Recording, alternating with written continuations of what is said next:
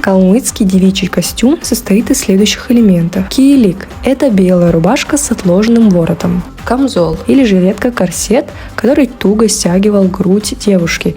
В старину именно небольшая грудь считалась красивой и удобной для кочевого образа жизни. Камзол носили не снимая даже во время сна.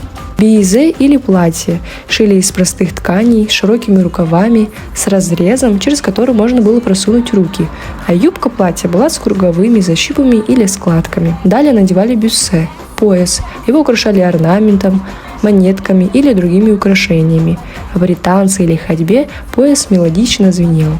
Монетки пришивали в качестве оберега от злых духов. Часто на старых фото можно увидеть, как молодые девушки-калмычки вешали на пояс красивые платки разного цвета и узора в качестве украшения или в практических целях. Волосы обычно заплетали в одну косу. Камчатка – головной убор, который часто носили незамужние калмычки с золотой вышивкой на черном бархате. Украшения молодые калмычки носили редко, в основном серьги или кольца. Зачастую девочкам прокалывали только одно ухо и только после замужества прокалывали второе. На ногах – госсе – сапоги из красной софьяновой кожи. Вот так могла выглядеть молодая калмычка в давние времена.